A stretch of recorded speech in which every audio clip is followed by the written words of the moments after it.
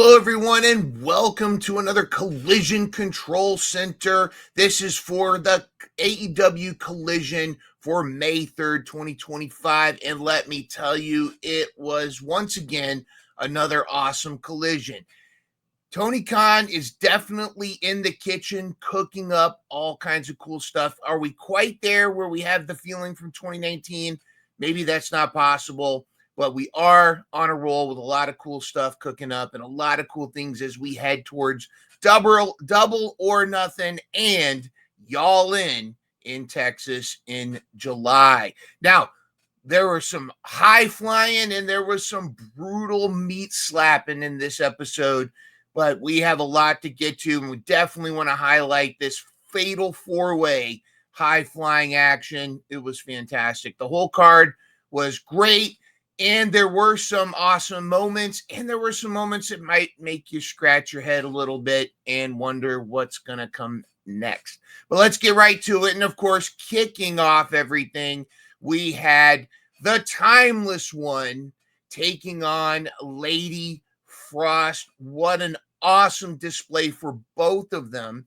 The forecast was definitely for an ice storm as Lady Frost attempt to get herself a title shot against the whore we all adore. Now, this was very interesting because Lady Frost actually dominated most of this match. She had a lot of the offense in and was able to shine. I think that was thanks to Toni Storm allowing her to get that edge. People had a hard time cheering for her because, of course, we want to cheer for the Timeless One, the whore we all adore, as said before.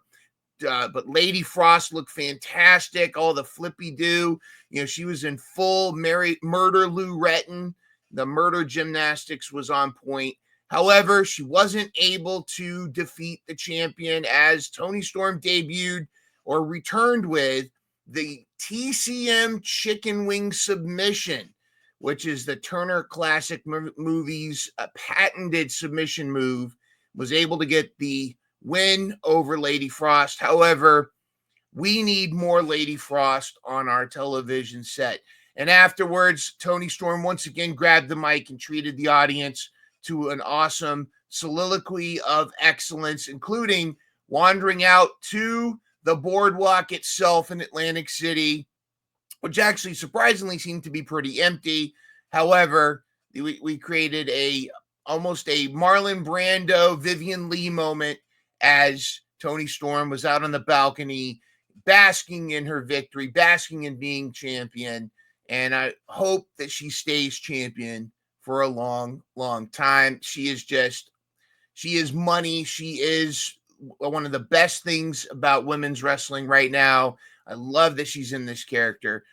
Also, though, we do need to talk more about Lady Frost. We need more Lady Frost on our television set, on our computers, whatever we're watching on. Lady Frost, I don't want to say is stuck in Ring of Honor for the most part, but we need to get some storylines going, get her in a tag team, get her in a faction, something. But Lady Frost is phenomenal in every match that she's in. She went down to CMLL and had some awesome matches down there. The murder gymnastics is so fun to watch.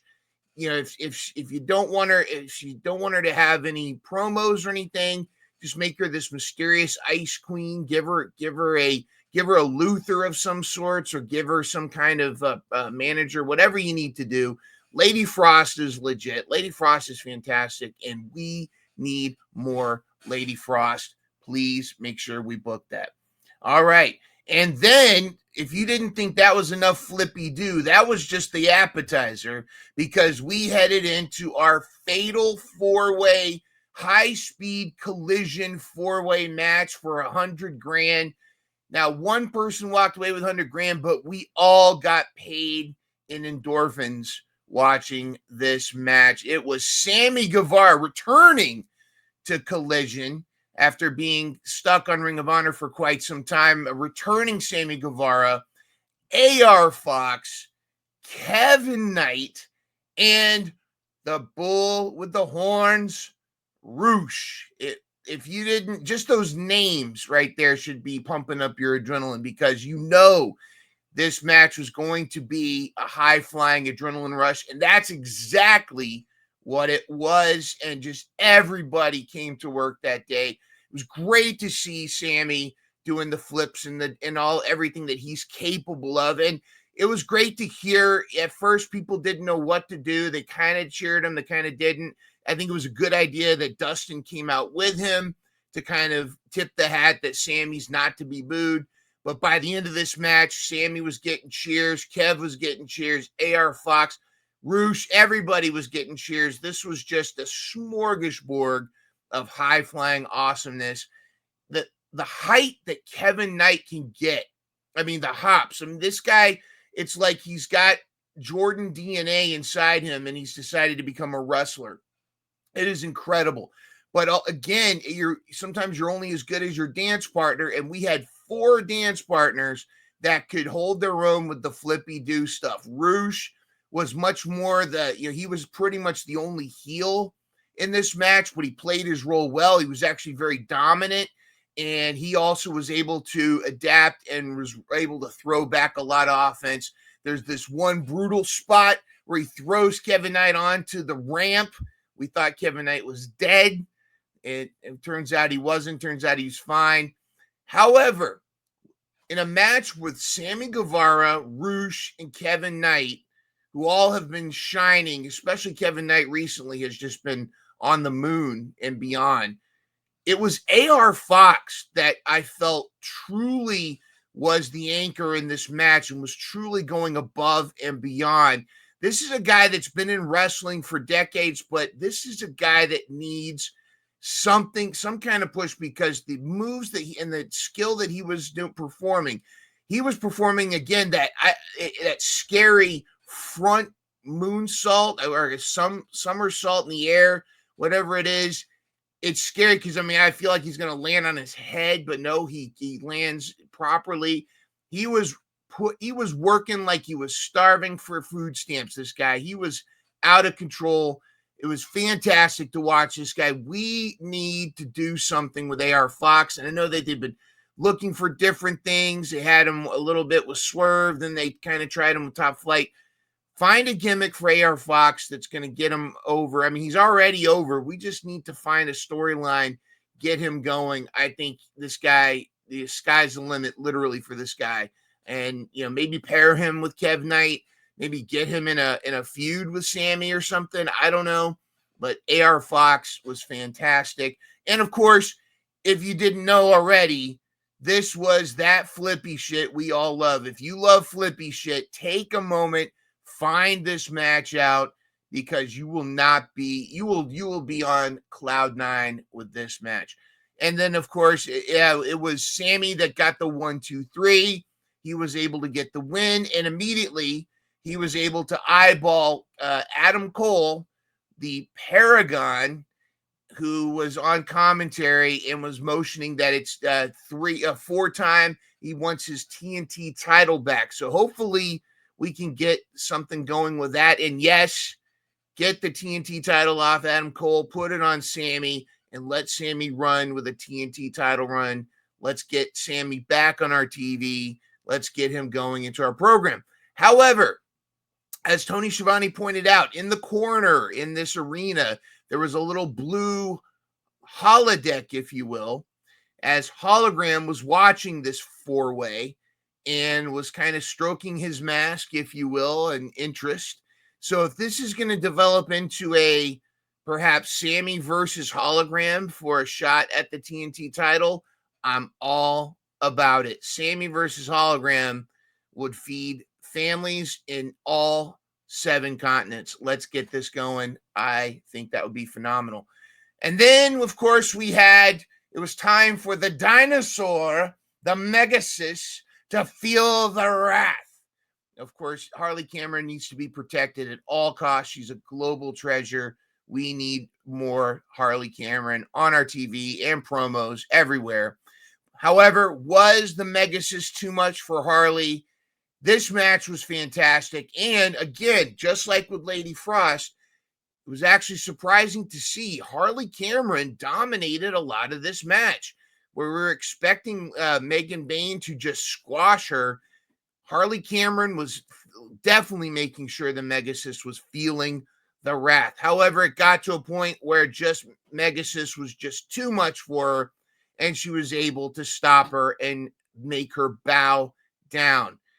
But then that wasn't enough. I think the little ego was bruised, and as Harley calls her little velociraptor, Penelope, decided to attack Harley after the match. And you know it because of last week.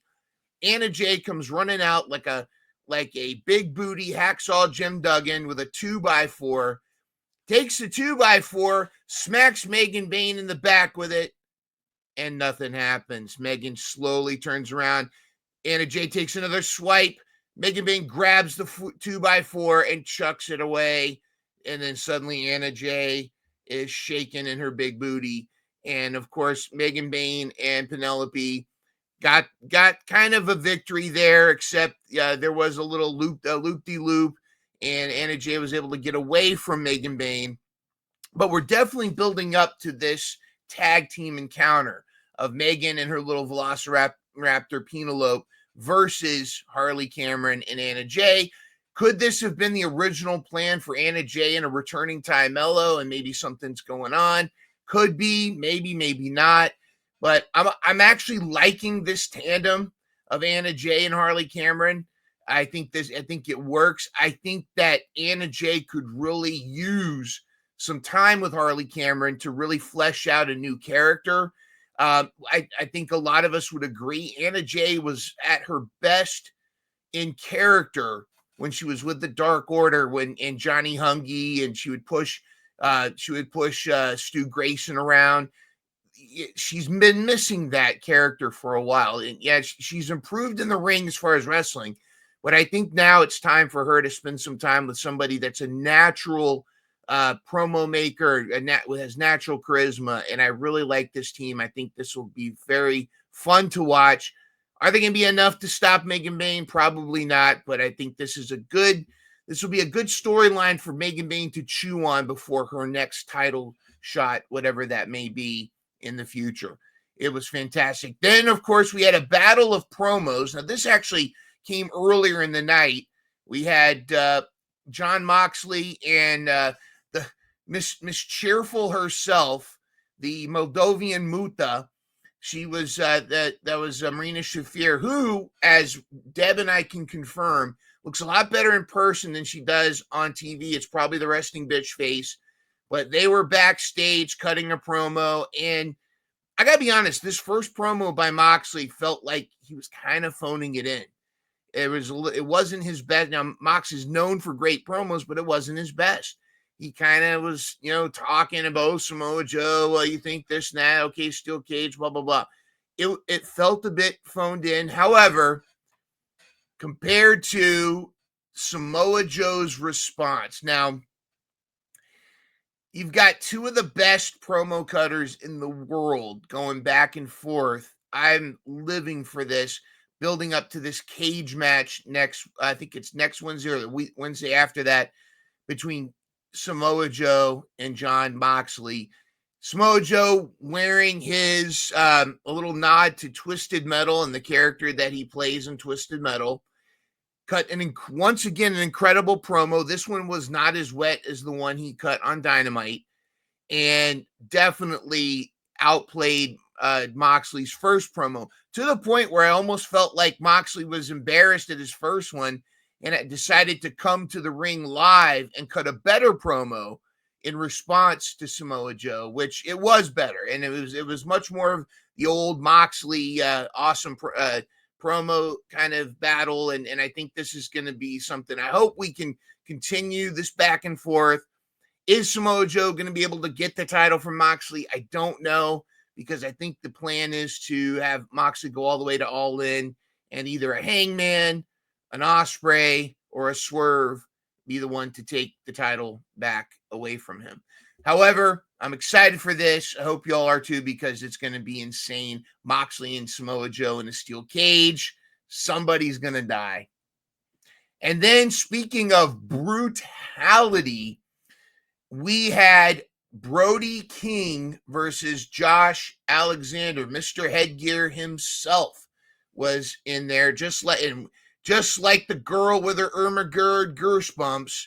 Josh Alexander and Brody King put on a battle of meat bruises that was intense. They beat the crap out of each other. It was insane.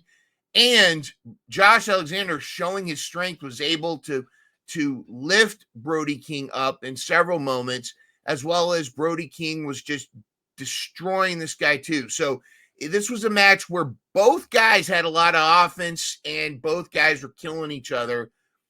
But you knew something was going to be up because Arcadia, Atari 800, whatever her name is, she started announcing, counting down 5 minutes, 3 minutes. And before you know it, yes, time ran out. It became a time limit draw between both men. And afterwards, while Brody King started complaining and Josh Alexander was trying to figure out what planet he was on after getting brutally smashed by Brody King, Lance Archer started attacking him, and there was a big beatdown between Lance Archer, Brody King, as they went back to the went back to the locker rooms. So I think we're going to possibly see Lance Archer and Brody King, which would be interesting because if a Buddy Matthews returns, we might see Brody King, Buddy Matthews versus Lance Archer and Josh Alexander. With Brian Cage out, putting Josh Alexander with Murder Hawk, that would be quite the tandem to watch, and I think that would be great. Plus, the Hounds of Hell, Brody King and Buddy Matthews, they need a W, and I think that's the way to give it to them. And as you can see, look at the sheer power of Brody King lifting Josh Alexander up, getting ready to smash him. Then you can see Lance Archer getting into the mix here. Fantastic. All right, the Gates of Agony were in action again, and that's great to see because I was hoping they weren't just going to be a throwaway fed to the Hurt Syndicate to get an L. They were able to come in, they squashed some jobbers, but then there on the screen was Big Bill and the Bad Apple, Brian Keith. They were waiting for them in the parking lot, and so Bishop Khan, Toa Leona, they're like, let's go to the parking lot. And sure enough, kind of a mini backstage street fight took place. Cameraman was so overwhelmed with all the action, couldn't figure out where to focus. 1 minute he's over here, and then he sees a trash can go flying. He goes over here, and he sees someone going thrown into a truck. It's back and forth. Some random staff worker was trying to get to work, and he was a casualty of this war. But I do think this is a good buildup. I think this would be a great back and forth. This is a good matchup to have. It's going to help the Gates of Agony get some more eyeballs on them. And I think this is something good for the Big Bill, Brian Keith storyline as they continue to try to prove themselves without Chris Jericho mentoring them directly. So let's see what happens with that. But it'll be interesting to see just that face-off between Big Bill and Toa Leona. Two beasts getting ready to brawl.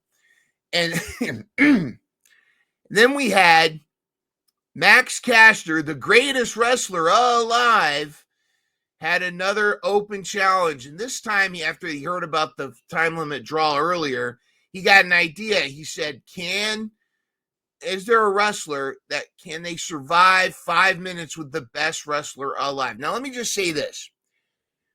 Up until they broke up, I think a lot of us shared the opinion that we wanted Bowens to go singles, and we wanted Bowens to have a rocket strapped to him, get him into all the title shots, everything. However, how is it, and correct me if I'm wrong, if you disagree, let me know in the comments. Am I wrong, or does Platinum Max have the better gimmick right now? Is Platinum Max more over than Anthony Bowens? And Anthony Bowens is supposed to be this baby, like sugar-coated baby face. Platinum Max, everybody's actually cheering, even though he's trying his hardest to stay heel. People are chanting, let's go, Max, greatest wrestler alive. And of course, this geek gimmick is just fantastic. This time it was Daniel Garcia. He comes down to the ring, and did he last 5 minutes with the greatest wrestler alive? The answer is actually no. He only lasted 1 minute because he beat the crap out of Max and got the win in 59 seconds, actually. Even though the clock got down to 4 minutes exactly, it was 59 seconds, and Max was laid out, knocked out. The greatest wrestler alive, though, you can't deny that. It's on his document. You gotta love that. Now then, Daniel Garcia, then later he got on the microphone and he called out FTR and said that he's going to come back after their match. He's got some choice words. So a little foreshadowing for Daniel Garcia. And if you're into Daniel Garcia, if you're pumped up for that kind of stuff, great. You got a lot of it coming. It wasn't exactly flippy do stuff, but we'll get to it. And that was what brought us to the main event. FTR versus, let me check my notes. Undisputed, no, not undisputed. The King, no, not Kingdom, the Paragon. That's their new name, the Paragon of Adam Cole, and now they were taking on the other two members of Paragon, Roderick Strong and Kyle O'Reilly. Again, I'm having trouble getting behind this. I think feels kind of forced. I miss Kyle O'Reilly with the Conglomeration. I miss Roderick Strong with Taven and Bennett. I actually thought he had more personality with them. And it does feel like they're trying to bring back the Undisputed Era from WWE. They're trying to tap back into that. I don't know. I just feel like this whole Adam Cole stuff is snake bitten. I think they might need to look at a different way, maybe make Adam Cole go heel again. I don't know what's going on. And speaking of going heel, I don't know if this FTR heel turn is working. I do think the long term is that they're going to end up facing Copeland and Christian at some point. I think that's the long-term goal, but this isn't working. It's like it doesn't. I don't feel like they're really. I feel like they're pretending to be heels rather than actually being heels. And the addition of Stokely is kind of almost another one of those forced things. If I had to say anything about this match, I felt like it was forced. Like I wanted to root for FTR. I didn't want to root for the Paragon. And gone as in, where is Bennett and Taven? Are they gone? Is that what the gone means in Paragon? And the shirt is confusing. It looks like Papa Com or something like that. I don't know. They rethink the shirts as well, please. But again, that's nitpicking on an overall great match. And that was what FTR and the Paragon were going for. And it was, of course, you've got great wrestlers in there. And from a wrestling match standpoint, it was fantastic. Back and forth, the 2 out of 3 falls. And of course, the last fall was kind of a confusing moment. And once again, Dax asked for more time and was able to get the last 1, 2, 3. They were able to get the Shatter Machine, and they got the 1, 2, 3. Now, the aftermath of this match is worth talking about because yes, Daniel Garcia did come to the ring and did have some words for FTR. But before we get to that, we've got a hot take from SBD specifically on Daniel Garcia. SBD, let's hear your hot take.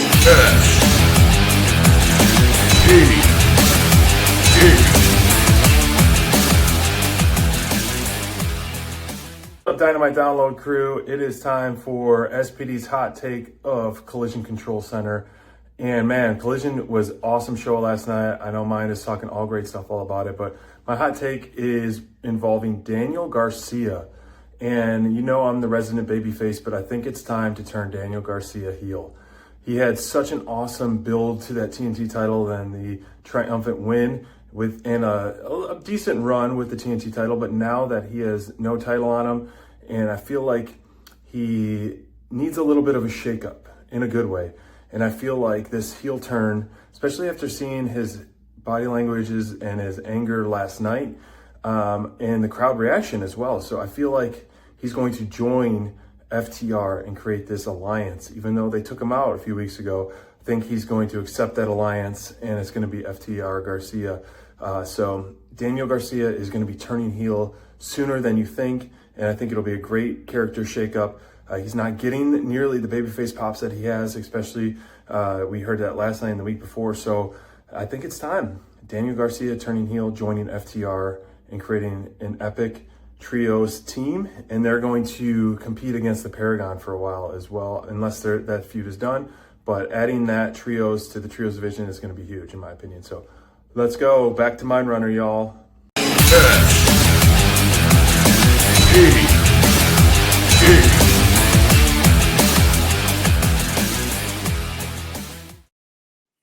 Interesting hot take from SPD. Should Daniel Garcia go heel? Is it time? Is that going to actually help flesh this character out? Is that possibly the long-term plan here? Is it going to be a Daniel Garcia FTR heel faction that's going to go against the Paragon faction, if you will? That might be a solution. And I have to agree, Daniel Garcia needs something new. And I actually think he was a better heel when he was with the Chris Jericho Appreciation Society. A little bit more arrogant. He actually seemed to be more of a fleshed out character.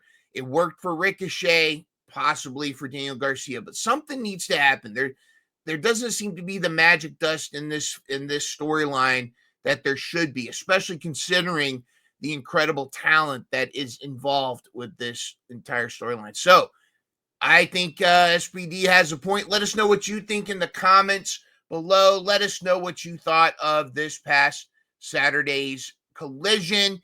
Am I wrong in some of my predictions? Do you like the flippy do stuff, or do you like much more of the brutal catch-as-catch-can wrestling that FTR and the Paragon put on? Do you think that Adam Cole's gimmick is snake bitten? Or are you enjoying this feud, this new resurrection of Adam Cole? Let us know in the comments below. And of course, we do have our draft. And this is the standings as of Collision. SPD is running away with it with 50 points.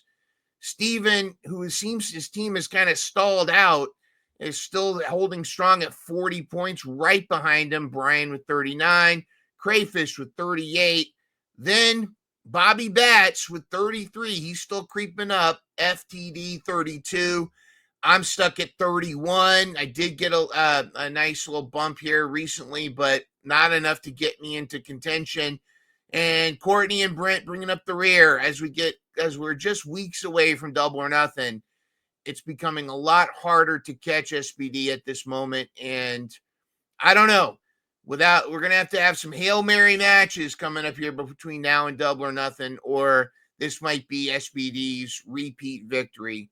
And God forbid that's the last thing his ego needs, is to get another draft victory. So consider joining the draft next season so you can shut him up. Please let us know if you're interested.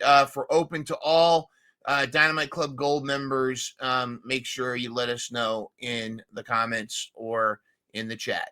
And our top performers for Saturday's Collision, SBD went with Brody King. Totally agree with this one.